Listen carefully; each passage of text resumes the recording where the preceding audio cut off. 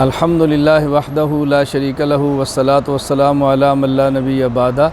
इस वक्त मैं सबीहा एयरपोर्ट तुर्की पर हूँ और एक सफ़र था और सफ़र के दौरान अचानक इत्तला मिली कि तुर्की के अज़ीम तरीन रूहानी नक्शबंदी सूफ़ी बुज़ुर्ग हज़रत महमूद अफ़ंदी नव्वरल्लाहु मरक़दहु इंतकाल फरमा गए हैं। इन्ना लिल्लाहि व इन्ना इलैहि राजिऊन। इन्ना लिल्लाहि मा अख़ज़ व लहू मा आता व कुल्लु शैइन इंदहु बिअजलिन मुसम्मा।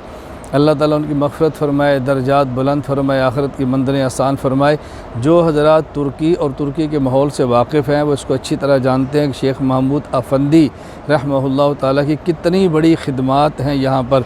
अभी चंद दिन कबल मैं उस मस्जिद में गया जो शेखुल इस्लाम इस्माइल आगा रहमहुल्लाह ने तामीर की थी, और बाद में जब दूसरी हुकूमतें आई तो उन्होंने उस मस्जिद को अस्तबल में तब्दील किया। शेख महमूद अफ़ंदी ने जगह को ख़रीदा, फिर दोबारा मस्जिद बनाया और वहाँ से अपनी तारीख़ का आगाज़ किया।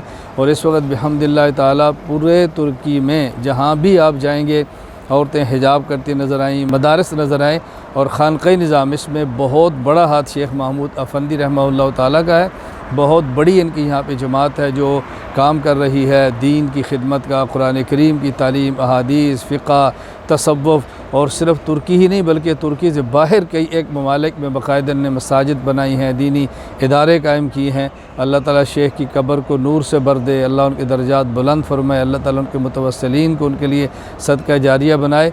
मैं शेख महमूद अफ़ंदी रहमहुल्लाह ताला के यानी वरसा से और उनके मुतल्लिक़ीन मुतवस्सिलीन तमाम से ताज़ियत करता हूँ, अपने दुख का इजहार करता हूँ, दुआए मग़फ़िरत करता हूँ और अपने तमाम ताल्लुक़ वाले अहबाब से कहता हूँ कि आप तमाम अहबाब उनके लिए दुआए मग़फ़िरत भी करें, साले सवाब भी करें।